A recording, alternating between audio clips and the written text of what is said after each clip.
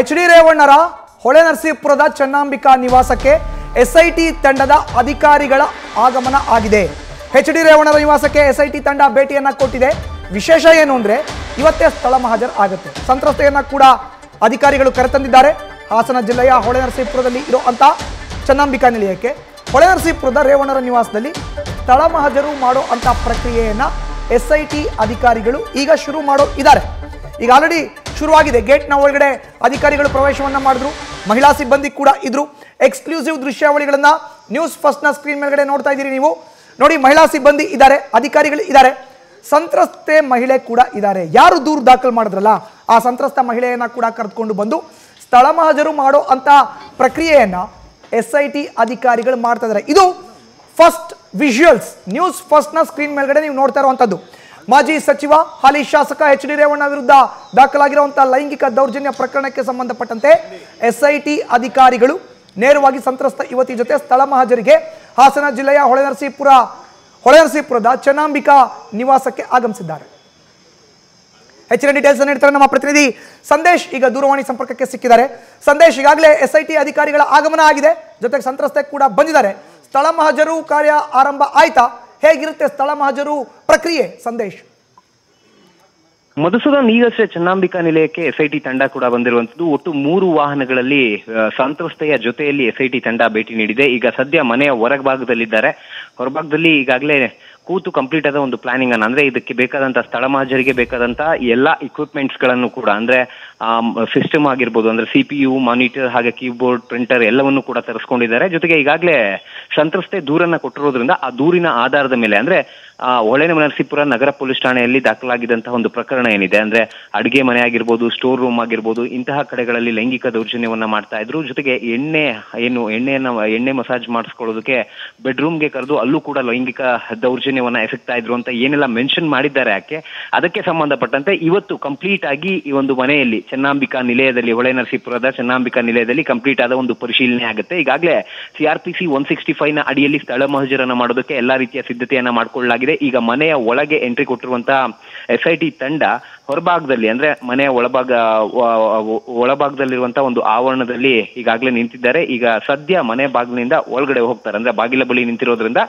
ಯಾವ ರೀತಿಯಲ್ಲಿ ಪ್ಲಾನ್ ಮಾಡ್ಕೋಬೇಕು ಅಂತ ಈ ಹಿಂದೆನೆ ಈಗಾಗಲೇ ಪ್ಲಾನ್ ಮಾಡ್ಕೊಂಡ್ ಬಂದಿರ್ತಾರೆ. ಹಾಗಾಗಿ ಸ್ಥಳ ಮಹಾಜರನ್ನ ಮಾಡೋದಕ್ಕೆ ಅಡಿಗೆ ಮನೆ ಆಗಿರ್ಬೋದು, ಜೊತೆಗೆ ಸ್ಟೋರ್ ರೂಮ್ ಆಗಿರ್ಬೋದು, ಬೆಡ್ರೂಮ್ ಆಗಿರ್ಬೋದು, ಆ ಜಾಗಗಳನ್ನ ಸಂತ್ರಸ್ತೆಯ ಮುಖಾಂತರವೇ ತೋರಿಸ್ಕೊಂಡು ಅದಾದ ನಂತರ ಯಾವತ್ತಿನ ಡೇಟ್ ನಲ್ಲಿ ಏನಾಯ್ತು ಅನ್ನೋದಕ್ಕೆ ಸಂಬಂಧಪಟ್ಟಂತೆ ಆಕೆಯ ಮುಂದೆ ಸ್ಥಳ ಮಹಾಜರು, ಅಂದ್ರೆ ರೀಕ್ರಿಯೇಟ್ ಅನ್ನ ಮಾಡ್ತಾರೆ. ಅಲ್ಲಿ ನಿಂತು ಆಕೆ ಎಕ್ಸ್ಪ್ಲೈನ್ ಮಾಡ್ತಾ ಹೋಗ್ತಾರೆ.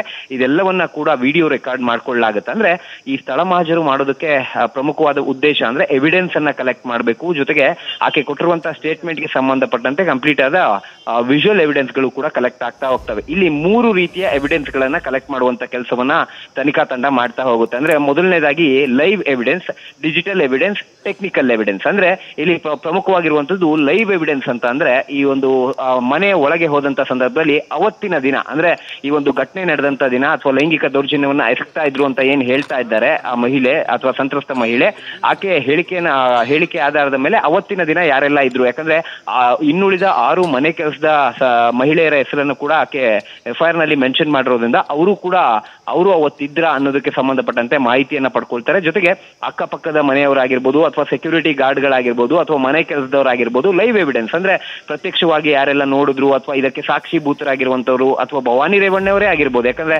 ಸ್ಟೇಟ್ಮೆಂಟ್ ಕೊಡುವಂತ ಸಂದರ್ಭದಲ್ಲಿ ಈ ಕುರಿತಂತೆ ಭವಾನಿ ರೇವಣ್ಣ ಅವರಿಗೆ ಮಾಹಿತಿಯನ್ನ ಕೊಟ್ಟಿದ್ದೆ, ಈ ರೀತಿ ನಿಮ್ಮ ಪತಿ ಹಾಗೆ ಪುತ್ರ ಮಾಡ್ತಾ ಇದ್ದಾರೆ, ಲೈಂಗಿಕ ದೌರ್ಜನ್ಯವನ್ನು ಎಸಗ್ತಾ ಇದ್ದಾರೆ ಅಂತ ಹೇಳಿದ್ರೆ ಖುದ್ದು ಭವಾನಿ ರೇವಣ್ಣ ಅವರು ಈಗ ಮನೆಯಲ್ಲಿರೋದ್ರಿಂದ ಅವರ ಹೇಳಿಕೆಯನ್ನು ಕೂಡ ದಾಖಲು ಮಾಡ್ಕೋಬಹುದು. ಇದನ್ನ ಲೈವ್ ಎವಿಡೆನ್ಸ್ ಅಂತ ಕರೀತಾರೆ.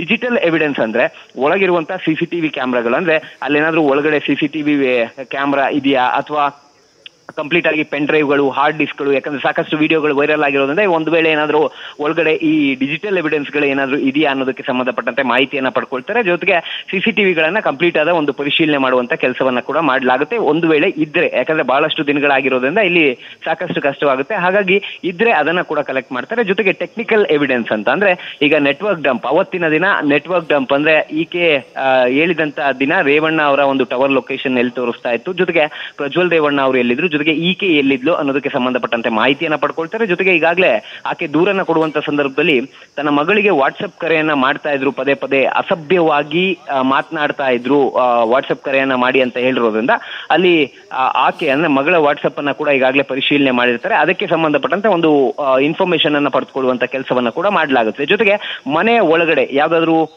ಈಗ ಲೈಂಗಿಕ ದೌರ್ಜನ್ಯಕ್ಕೆ ಸಂಬಂಧಪಟ್ಟಂತೆ ಅವತ್ತು ಯಾವ ಬಟ್ಟೆಯನ್ನ ಹಾಕಿದ್ರು ಅನ್ನೋದಕ್ಕೆ ಸಂಬಂಧಪಟ್ಟಂತೆ ಮಾಹಿತಿಯನ್ನ ಕೂಡ ಪಡೆದಿರ್ತಾರೆ. ಆ ಒಂದು ಬಟ್ಟೆಯನ್ನ ಕೂಡ ವಶಕ್ಕೆ ಪಡೆಯುವಂತ ಕೆಲಸವನ್ನ ಕೂಡ ಮಾಡಲಾಗುತ್ತೆ. ಜೊತೆಗೆ ಯಾವ್ದಾದ್ರು ಈಕೆ ಕೊಡುವಂತ ಸ್ಟೇಟ್ಮೆಂಟ್ ನ ಆಧಾರದ ಮೇಲೆ ಸಾಕ್ಷಿಗಳಿಗೆ ಏನಾದ್ರೂ ಲಭ್ಯ ಆಗುತ್ತಾ ಅನ್ನೋದಕ್ಕೆ ಸಂಬಂಧಪಟ್ಟಂತೆ ಮಾಹಿತಿಯನ್ನ ಕೂಡ ಕಲೆ ಹಾಕ್ತಾರೆ. ಸಪೋಸ್ ಏನಾದ್ರು ಒಂದು ವೇಳೆ ಒಳಗಡೆ ಹಾರ್ಡ್ ಡಿಸ್ಕ್ ಆಗಿರ್ಬೋದು, ಪೆನ್ ಡ್ರೈವ್ ಗಳಾಗಿರ್ಬೋದು, ಈ ರೀತಿಯಲ್ಲಿ CCTV ಆಗಿರ್ಬೋದು ಏನಾದ್ರು ಮನೆ ಒಳಗಡೆ ಪತ್ತೆ ಆಯ್ತು ಅಂದ್ರೆ ಅವೆಲ್ಲವನ್ನು ಕೂಡ ಸೀಸ್ ಮಾಡಲಾಗುತ್ತೆ. ಅಂದ್ರೆ ಸೀಸ್ ಮಾಡಿ ಅದನ್ನ ಒಂದು ಕಡೆ ಕ್ರೋಢೀಕರಿಸಿ ಪಂಚನಾಮೆ ಮಾಡಲಾಗುತ್ತೆ. ಅಂದ್ರೆ ಪಂಚನಾಮೆ ಮಾಡುವಂತ ಸಂದರ್ಭದಲ್ಲಿ ಮನೆಯಲ್ಲಿ ಏನೆಲ್ಲ ಸೀಸ್ ಮಾಡಿದೀವಿ, ಸ್ಥಳ ಮಹಜರನ್ನ ಮಾಡಿ ಮನೆಯ ಒಳಭಾಗದಲ್ಲಿ ಏನೆಲ್ಲ ಸೀಸ್ ಮಾಡಿದೀವಿ ಅಂತ ಹೇಳಿ ಅದನ್ನ ಒಂದು ನಮೂದು ಮಾಡ್ತಾರೆ. ಈಗಾಗಲೇ ಪ್ರಿಂಟರ್ ಹಾಗೆ ಸಿಸ್ಟಮ್ ಅನ್ನ ಕೂಡ ತೆಗೆದುಕೊಂಡು ಹೋಗಿರೋದ್ರಿಂದ ಅವೆಲ್ಲವನ್ನು ಕೂಡ ಎಂಟ್ರಿ ಮಾಡಿ 2 ಪ್ರತಿಯನ್ನ ತೆಗೆದುಕೊಂಡು ಹೋಗಿರ್ತಾರೆ. 2 ಪ್ರತಿಯಲ್ಲಿ ಒಂದು ಪ್ರತಿಯನ್ನ ಒಳಗಡೆ ಈಗಾಗಲೇ ಮನೆಯವರು ಭವಾನಿ ರೇವಣ್ಣ ಅವರು ಒಳಗಡೆ ಇರೋದ್ರಿಂದ ವಾಪಸ್ ಬರುವಂತ ಸಂದರ್ಭದಲ್ಲಿ ಭವಾನಿ ರೇವಣ್ಣ ಅವರಿಗೆ ಒಂದು ಪ್ರತಿಯನ್ನ ಕೊಡಲಾಗುತ್ತೆ. SIT ಅಧಿಕಾರಿಗಳು ಒಂದು ಪ್ರತಿಯನ್ನ ತೆಗೆದುಕೊಂಡು ಬರ್ತಾರೆ. ಅಂದ್ರೆ ಗೆಜೆಟೆಡ್ ಆಫೀಸರ್ಸ್ ಗಳು ಕೂಡ ಜೊತೆಯಲ್ಲೇ ಹೋಗಿರ್ತಾರೆ. ಕಂಪ್ಲೀಟ್ ಪಂಚನಾಮೆ ಆದ ಬಳಿಕ ಅವರ ಸಹಿಯನ್ನ ಕೂಡ ಪಡೆಯಲಾಗುತ್ತೆ. ಈಗ ಸದ್ಯ ಒಳಗಡೆ ಹೋಗಿರೋದ್ರಿಂದ ಈಗ ಪಂಚನಾಮೆ ಕಾರ್ಯ ಶುರುವಾಗುತ್ತೆ. ಪಂಚನಾಮೆ ಕಾರ್ಯ ಶುರುವಾದಂತ ಸಂದರ್ಭದಲ್ಲಿ ಸಂತ್ರಸ್ತ ಮಹಿಳೆಯನ್ನ ಮುಂದಿಟ್ಕೊಂಡೆ ಕಂಪ್ಲೀಟ್ ಆಗಿ ಏನೇನಾಯ್ತು ಅಂತ ಆಕೆ ಎಕ್ಸ್ಪ್ಲೇನ್ ಮಾಡ್ತಾ ಹೋಗ್ತಾಳೆ. ಜೊತೆಗೆ ಇದಕ್ಕೆ ಯಾರು ಸಾಕ್ಷಿ ಇದ್ರು ಅಂತ ಕೂಡ ಹೇಳ್ತಾರೆ. ಆಗ ಅವರಿಂದ ಮಾಹಿತಿಯನ್ನ ಪಡೆಯುವಂತ ಕೆಲಸವನ್ನ, ಜೊತೆಗೆ ಎಲ್ಲವೂ ಕೂಡ ಸಾಕ್ಷಿಗಳು ಅಂದ್ರೆ ಈ ಎವಿಡೆನ್ಸ್ ಅನ್ನ ಕಲೆಕ್ಟ್ ಮಾಡುವಂತ ಒಂದು ಪ್ರೊಸೆಸ್ ನಲ್ಲಿ ಸ್ಥಳ ಮಹಜರು ಕೂಡ ಒಂದು ಪ್ರಮುಖವಾದ ವಿಚಾರ. ಅಂದ್ರೆ ಸ್ಥಳ ಮಹಜರನ್ನ ಮಾಡುವಂತ ಸಂದರ್ಭದಲ್ಲಿ ಕ್ರೂಷಿಯಲ್ ಎವಿಡೆನ್ಸ್ ಗಳು ಲಭ್ಯವಾಗ್ತಾ ಹೋಗುತ್ತೆ. ಆ ಕಾರಣಕ್ಕಾಗಿ ಈಗ SIT ಅಧಿಕಾರಿಗಳು CRPC 165 ನ ಅಡಿಯಲ್ಲಿ ಸ್ಥಳ ಮಹಜರನ್ನ ಮಾಡೋದಕ್ಕೆ ಬಂದಿದ್ದಾರೆ. ಯಾಕಂದ್ರೆ ಈಗಾಗಲೇ ಮನೆಯನ್ನ ಕೂಡ ಕಂಪ್ಲೀಟ್ ಆಗಿ ಕ್ಲೀನ್ ಮಾಡಿ ಹೋಮ ಹವನ ಮಾಡೋದಕ್ಕೆ ನಿನ್ನೆ ಮೊನ್ನೆ ಕೂಡ ಸಾಕಷ್ಟು ಕ್ಲೀನ್ ಮಾಡಿರೋದ್ರಿಂದ ಒಂದು ವೇಳೆ ಕ್ಲೀನ್ ಮಾಡಿದ್ರೆ ಯಾವ ಕಾರಣಕ್ಕಾಗಿ ಕ್ಲೀನ್ ಮಾಡಿದ್ರು ಅನ್ನೋದನ್ನು ಕೂಡ ಅದರ ಮಾಹಿತಿಯನ್ನ ಕೂಡ ಪಡ್ಕೊಳ್ತಾರೆ. ಯಾಕಂದ್ರೆ ಬಹಳಷ್ಟು ದಿನಗಳಾಗಿರೋದ್ರಿಂದ ತುಂಬಾ ಸಬ್ಸ್ಟೆನ್ಷಿಯಲ್ ಎವಿಡೆನ್ಸಸ್ ಗಳು ಏನು ಲಭ್ಯವಾಗೋದಿಲ್ಲ. ಆದ್ರೆ ಬಟ್ಟೆ ಆಗಿರ್ಬೋದು, ಜೊತೆಗೆ ಟೆಕ್ನಿಕಲ್ ಎವಿಡೆನ್ಸ್, ಡಿಜಿಟಲ್ ಎವಿಡೆನ್ಸ್, ಜೊತೆಗೆ ಲೈವ್ ಎವಿಡೆನ್ಸ್ಗೆ ಯಾವುದೇ ರೀತಿಯ ಸಮಸ್ಯೆಗಳಾಗೋದಿಲ್ಲ. ಹಾಗಾಗಿ ಅದು ಲಭ್ಯವಾಗುತ್ತಾ ಅನ್ನೋದಕ್ಕೆ ಸಂಬಂಧಪಟ್ಟಂತೆ ಈಗ ಒಳಗಡೆ ಸ್ಥಳ ಮಹಜರನ್ನ ಮಾಡ್ತಾರೆ. ಈಗ ಸದ್ಯ SIT ಅಧಿಕಾರಿಗಳು ಒಳಗಡೆ ಹೋಗಿರೋದ್ರಿಂದ ಇನ್ನೇನು ಕೆಲವೇ ಕ್ಷಣದಲ್ಲಿ ಸ್ಥಳ ಮಹಜರು ಪ್ರಕ್ರಿಯೆ ಆರಂಭವಾಗಲಿದೆ. ಮಧುಸೂದನ್. ಸಂದೇಶ್, ನೀವು ಈಗಾಗಲೇ ಉಲ್ಲೇಖ ಮಾಡ್ತಾ ಇದ್ರಿ live evidence, technical evidence, physical evidence, digital evidence ಅಂತ. ಈ ಎವಿಡೆನ್ಸ್ಗಳನ್ನ ಕಲೆಕ್ಟ್ ಮಾಡುವಂಥ ಪ್ರಕ್ರಿಯೆನೂ ಕೂಡ ಎಕ್ಸ್ಪ್ಲೈನ್ ಮಾಡಿದಿರಿ. ಆದರೆ ವಿಷಯ ಏನು ಇಲ್ಲಿ ಅಂದರೆ ಭವಾನಿ ರೇವಣ್ಣ ಒಳಗಡೆ ಇದ್ದಾರೆ. ಅವರ ಹೇಳಿಕೆಗಳನ್ನು ಕೂಡ ದಾಖಲು ಮಾಡ್ಕೊಳ್ಬೇಕಾದಂಥ ಅನಿವಾರ್ಯತೆ ಇದ್ದಾಗ ಅವರ ಹೇಳಿಕೆಗಳನ್ನು ಕೂಡ ಇವಾಗಲೇ ದಾಖಲು ಮಾಡ್ಕೊಳ್ತಾರಾ ಹೇಗೆ ಅಂತ? ಮಧುಸೂದನ್, ಇಲ್ಲಿ ಪ್ರಮುಖವಾಗಿರುವಂತದ್ದು ಒಂದು ಏನು ಸ್ಥಳ ಮಹಜರನ್ನ ಮಾಡುವಂತ ಸಂದರ್ಭದಲ್ಲಿ ಅಥವಾ CRPC 165 ನಲ್ಲಿ ಏನು ಮಾಹಿತಿ ಇದೆ ಅಂದ್ರೆ ಅಥವಾ ಏನ್ ರೂಲ್ ಇದೆ ಅಂದ್ರೆ ಸ್ಥಳ ಮಹಜರು ಮಾಡುವಂತ ಸಂದರ್ಭದಲ್ಲಿ ಒಂದೇ ಜಾಗದಲ್ಲಿ ಆರೋಪಿ ಜೊತೆಗೆ ಸಂತ್ರಸ್ತರನ್ನ ಒಂದೇ ಜಾಗದಲ್ಲಿ ಇಟ್ಟು ಸ್ಥಳ ಮಹಜರನ್ನ ಮಾಡಬಾರ್ದು ಅಂತ ಒಂದು ರೂಲ್ ಇದೆ. ಆದ್ರೆ ಇವರ ಮೇಲೆ ಯಾವುದೇ ರೀತಿಯ ಆರೋಪ ಇಲ್ಲ. ಹಾಗಾಗಿ ಈಗ ಸದ್ಯ ಸಂತ್ರಸ್ತೆಯ 164 ಹೇಳಿಕೆಯನ್ನ ಏನ್ ಪಡ್ಕೊಂಡಿದ್ದಾರೆ, ಸಂತ್ರಸ್ತ ಮಹಿಳೆ ನ್ಯಾಯಾಧೀಶರ ಮುಂದೆ ಅಥವಾ ಮ್ಯಾಜಿಸ್ಟ್ರೇಟ್ ನ ಮುಂದೆ ಹೇಳಿಕೆ ಕೊಡುವಂತ ಸಂದರ್ಭದಲ್ಲಿ ಭವಾನಿ ರೇವಣ್ಣ ಅವರ ಹೆಸರನ್ನ ಮೆನ್ಷನ್ ಮಾಡಿದ್ರೆ, ಯಾಕಂದ್ರೆ ಈಗ ಅವರಿಗೆ 164 ಸ್ಟೇಟ್ಮೆಂಟ್ ನಲ್ಲಿ ಕಂಪ್ಲೀಟ್ ಆಗಿ ಹೇಳ್ತಾರೆ, ಲೈಂಗಿಕ ದೌರ್ಜನ್ಯ ಆದಂತ ಸಂದರ್ಭದಲ್ಲಿ ನನಗೆ ಭವಾನಿ ರೇವಣ್ಣ ಅವರು ಮನೆಯಲ್ಲಿ ಇಲ್ಲದೆ ಇದ್ದಂತ ಸಂದರ್ಭದಲ್ಲಿ ಈ ರೀತಿ ದೌರ್ಜನ್ಯವನ್ನ ಮಾಡ್ತಾ ಇದ್ರು. ಜೊತೆಗೆ ಭವಾನಿ ರೇವಣ್ಣ ಅವರಿಗೆ ಈ ವಿಚಾರವನ್ನ ಬಹಳಷ್ಟು ಬಾರಿ ನಾನು ತಿಳಿಸಿದ್ದೆ, ಆದ್ರೂ ಕೂಡ ಅವ್ರು ಏನು ಅಂದಿರ್ಲಿಲ್ಲ ಅಥವಾ ಏನು ಕ್ರಮ ತಗೊಂಡಿರ್ಲಿಲ್ಲ, ಜೊತೆಗೆ ನಮಗೂ ಕೂಡ ಏನು ಹೇಳಲಿಲ್ಲ ಅಂತ ಏನಾದ್ರು ಮಾಹಿತಿಯನ್ನು ಕೊಟ್ಟಿದ್ರೆ ಆಗ ಭವಾನಿ ರೇವಣ್ಣ ಅವರು ಕೂಡ ಎವಿಡೆನ್ಸ್ ಆಗ್ತಾರೆ. ಅಂದ್ರೆ ಸ್ಥಳ ಮಹಜರು ಮಾಡುವಂತ ಸಂದರ್ಭದಲ್ಲಿ ಅವರನ್ನು ಕೂಡ ಎವಿಡೆನ್ಸ್ ಆಗಿ ಪರಿಗಣನೆ ಮಾಡಲಾಗುತ್ತೆ. ಜೊತೆಗೆ ಮುಂದಿನ ಹಂತದಲ್ಲಿ ನೋಟಿಸ್ ಅನ್ನ ಕೊಟ್ಟು ವಿಚಾರಣೆಗೂ ಕರೀಬಹುದು. ಅಂದ್ರೆ ಅವತ್ತಿನ ದಿನ ಏನಾಯ್ತು, ಜೊತೆಗೆ ಈ ರೀತಿ ಆರೋಪಗಳು ಕೇಳಿ ಬರ್ತಾ ಇದೆ, ಇದಕ್ಕೆ ನೀವು ಕೂಡ ಸಾಕ್ಷಿ ಅಂತ ಇಲ್ಲಿನ ಸಂತ್ರಸ್ತ ಮಹಿಳೆಯರು ಕೂಡ ಹೇಳ್ತಾ ಇದ್ದಾರೆ, ಇದಕ್ಕೆ ಸಂಬಂಧಪಟ್ಟಂತೆ ಏನ್ ಮಾಹಿತಿ ಕೊಡ್ತೀರಾ ಅಂತೇಳಿ ಅವರಿಂದ ಹೇಳಿಕೆಯನ್ನ ಕೂಡ ತೆಗೆದುಕೊಳ್ಬಹುದು. ಆದ್ರೆ ಸ್ಥಳ ಮಹಜರು ಸಂದರ್ಭದಲ್ಲಿ ಈ ಲೈವ್ ಎವಿಡೆನ್ಸ್, ಆಗ್ಲೇ ಹೇಳ್ದಾಗೆ ಲೈವ್ ಎವಿಡೆನ್ಸ್ ಅನ್ನ ಪಡ್ಕೊಳ್ಳುವಂತ ಸಂದರ್ಭದಲ್ಲಿ ಇವರ ಹೇಳಿಕೆಯನ್ನ ಕೂಡ ಪಡೆಯುವಂತ ಸಾಧ್ಯತೆಗಳಿರ್ತವೆ. ಯಾಕಂದ್ರೆ ಇವೆಲ್ಲವೂ ಕೂಡ ಸಾಂದರ್ಭಿಕ ಸಾಕ್ಷಿಗಳಾಗ್ತವೆ. ಅಂದ್ರೆ ಸಬ್ಸ್ಟೆನ್ಷಿಯಲ್ ಈಗಾಗಲೇ ಏನು ಸರ್ಕಮ್ಸ್ಟೆನ್ಷಿಯಲ್ ಎವಿಡೆನ್ಸಸ್ಗಳು ಅಂತ ಪರಿಗಣನೆಗೆ ತೆಗೆದುಕೊಳ್ಳಲಾಗುತ್ತೆ. ಅಂದ್ರೆ ಈಗ ಭವಾನಿ ರೇವಣ್ಣ ಅವರು ಹೇಳುವಂತ ಹೇಳಿಕೆ, ಜೊತೆಗೆ ಸಂತ್ರಸ್ತ ಮಹಿಳೆ ಹೇಳುವಂತ ಹೇಳಿಕೆ, ಜೊತೆಗೆ ಅಲ್ಲಿದ್ದಂತ ಸೆಕ್ಯೂರಿಟಿ ಆಗಿರ್ಬೋದು, ಮನೆ ಕೆಲಸದವರಾಗಿರ್ಬೋದು, ಅಥವಾ 6 ಜನ ಮಹಿಳಾ ಕೆಲಸಗಾರರು ಇದ್ರು ಅಂತ ಏನ್ ಹೇಳಿದ್ದಾರೆ, ಅವರು ಕೊಡುವಂತ ಸ್ಟೇಟ್ಮೆಂಟ್ ಆಗಿರ್ಬೋದು, ಇವೆಲ್ಲವೂ ಕೂಡ ಡಾಟ್ಸ್ ಗಳನ್ನ ಕನೆಕ್ಟ್ ಮಾಡ್ತಾ ಹೋಗ್ತವೆ. ಇದು ಏನು ಸರ್ಕಮ್ಸ್ಟೆನ್ಷಿಯಲ್ ಎವಿಡೆನ್ಸ್ ಅಂತಾರೆ, ಅದು ಕನೆಕ್ಟ್ ಆಗ್ತಾ ಹೋಗುತ್ತೆ. ಆಗುತ್ತೆ. ಇವೆಲ್ಲವನ್ನೂ ಕನೆಕ್ಟ್ ಮಾಡೋದ್ರ ಮುಖಾಂತರವಾಗಿ ಒಂದು ಎವಿಡೆನ್ಸ್ ಅನ್ನ ಕ್ರಿಯೇಟ್ ಮಾಡಿ ನ್ಯಾಯಾಲಯದ ಮುಂದೆ ಹಾಜರುಪಡಿಸಬೇಕಾಗುತ್ತೆ. ಆ ನಿಟ್ಟಿನಲ್ಲಿ ಈಗ SIT ಅಧಿಕಾರಿಗಳು ಕೂಡ ಕೆಲಸ ಮಾಡ್ತಾ ಹೋಗ್ತಾರೆ. ಇವತ್ತು ಭವಾನಿ ರೇವಣ್ಣ ಅವರ ಹೇಳಿಕೆಯನ್ನ ಮಹಜರು ಸಂದರ್ಭದಲ್ಲಿ ಏನಾದರೂ ಹೇಳಿಕೆಯನ್ನ 164 ಹೇಳಿಕೆಯನ್ನ ಕೊಡುವಂತ ಸಂದರ್ಭದಲ್ಲಿ ಅವರ ಹೆಸರನ್ನು ಮೆನ್ಷನ್ ಮಾಡಿದ್ರೆ ಅಥವಾ ಇಲ್ಲಿ ಬಂದಂತ ಸಂದರ್ಭದಲ್ಲಿ ಏನು ಕಂಪ್ಲೀಟ್ ಸಿನಾರಿಯೋನ ಎಕ್ಸ್ಪ್ಲೇನ್ ಮಾಡುವಂತ ಸಂದರ್ಭದಲ್ಲಿ ಭವಾನಿ ರೇವಣ್ಣ ಅವರ ಹೆಸರನ್ನ ಹೇಳಿದ್ರು ಅಂದ್ರೆ ಆ ಸಂದರ್ಭದಲ್ಲಿ ಅವರ ಹೇಳಿಕೆಯನ್ನ ಪಡಿಬಹುದು. ಜೊತೆಗೆ ಈ ಪ್ರಕರಣದ ಮುಂದಿನ ಹಂತದ ವಿಚಾರಣೆ ಸಂದರ್ಭದಲ್ಲೂ ಕೂಡ ಅವ್ರಿಗೆ ಏನು ನೋಟಿಸ್ ಅನ್ನ ಕೊಟ್ಟು ವಿಚಾರಣೆ ಕೂಡ ಮಾಡಬಹುದು. Madhusudan, Sandesh, very interesting. ನೋಡಿ, ಈಗ ನೀವು ಹೇಳಿದ್ರಿ ಭವಾನಿ ರೇವಣ್ಣ ಅವರು ಮನೆಯಲ್ಲೇ ಇದ್ದಾರೆ, ಅವಶ್ಯಕತೆ ಬಿದ್ದರೆ ಅವರ ಹೇಳಿಕೆನ ಕೂಡ ದಾಖಲು ಮಾಡಬಹುದು ಅಂತ. ಇದ್ರ ಜೊತೆಗೆ ಈಗಾಗಲೇ 6 ಜನ ಮಹಿಳೆಯರು ಅವತ್ತು ಇದ್ರು ಅನ್ನೋ ಒಂದು ಹೇಳಿಕೆನ ಕೂಡ ಈಗ ಸಂತ್ರಸ್ತ ಮಹಿಳೆ ನೀಡಿರೋ ಅಂಥದ್ದು. ಅವಶ್ಯಕತೆ ಬಿದ್ದಲ್ಲಿ ಅವತ್ತು ಇದ್ದಂಥ 6 ಜನ ಮಹಿಳೆಯರನ್ನು ಕೂಡ SIT ಅಧಿಕಾರಿಗಳು ಈ ಕ್ಷಣಕ್ಕೆ ಅವರು ಅಲ್ಲೇ ಇದ್ರೆ ಸ್ಥಳದಲ್ಲಿ ಅವರ ಹೇಳಿಕೆಗಳನ್ನ ಕೂಡ ದಾಖಲು ಮಾಡ್ಕೋಬಹುದಲ್ವಾ ಸಂದೇಶ್?